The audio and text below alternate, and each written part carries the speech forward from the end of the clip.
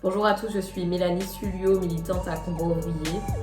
Bonjour, Steve Ciseaux, militant à Combat-Ouvrier.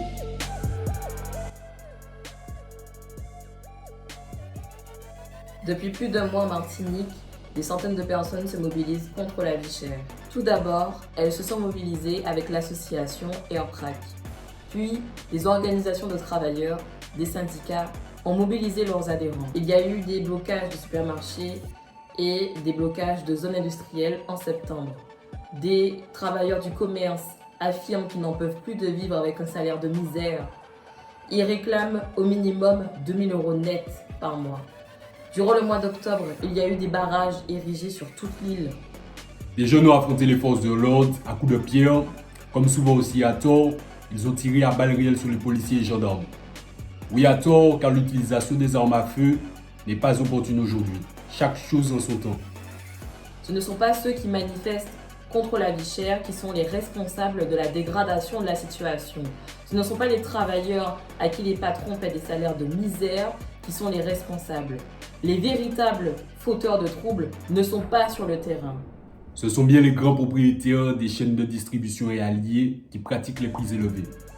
Ils créent la disette dans les familles laborieuses, chez les personnes âgées, chez les jeunes sans emploi. Ils ont eu le toupet de venir s'asseoir à la table ronde sans jamais présenter les marges, c'est-à-dire les profits qu'ils se font sur les produits importés et sur les produits vendus, et surtout sur l'exploitation de leurs travailleurs. Pour que les prix baissent, il faut que les sociétés capitalistes de la grande distribution baissent leurs profits. Il faut que les sociétés de transport comme la CMA-CGM, qui s'engraissent sur le transport de conteneurs et réalisent des milliards de profits, baissent leurs profits. Il faut abolir le secret des affaires, le secret commercial et le secret bancaire. Les responsables de cette situation sont aussi le personnel politique de l'État.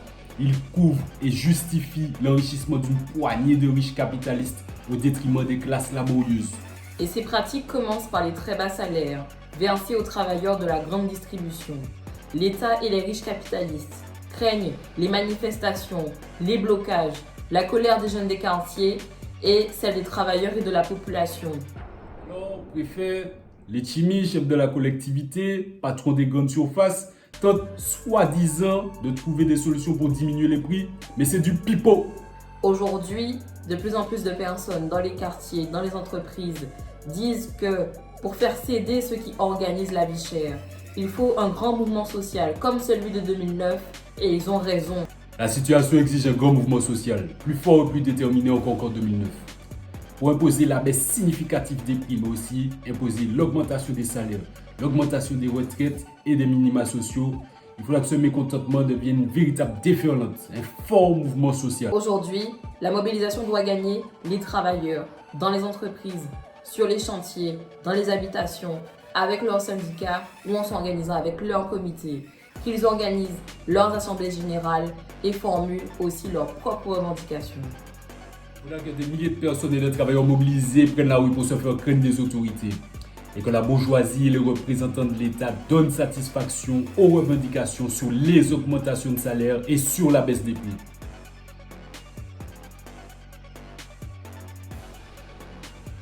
Les causes profondes du mécontentement viennent du fait de la persistance des séquelles des sociétés esclavagistes puis colonialistes passées.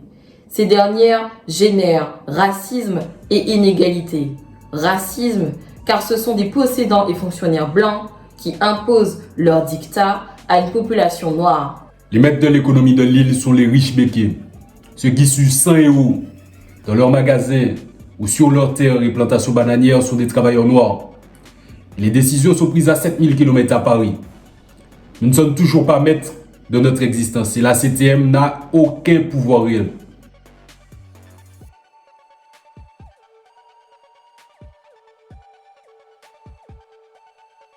Quelles sont les solutions pour en sortir définitivement? L'indépendance, oui, mais l'indépendance dirigée par les travailleurs et ceux qui souffrent, la population laborieuse. Et cela suppose une révolution sociale et politique consciente des masses martiniquaises. Une révolution ouvrière suppose un parti de la révolution et un programme. Et lequel? Un programme communiste révolutionnaire, c'est-à-dire la dépossession des capitalistes de tous leurs biens au profit des travailleurs, avec des comités révolutionnaires partout, dans les quartiers, dans les campagnes. La base sociale du Parti communiste révolutionnaire des travailleurs et des masses pauvres sera assurée, et par là même la force sociale révolutionnaire. La situation actuelle ne va pas encore dans ce sens. Mais c'est ce début de programme-là que les révolutionnaires ont intérêt à expliquer sans relâche aux travailleurs autour d'eux. Vive la lutte des travailleurs et de la population contre la vie chère et l'exploitation.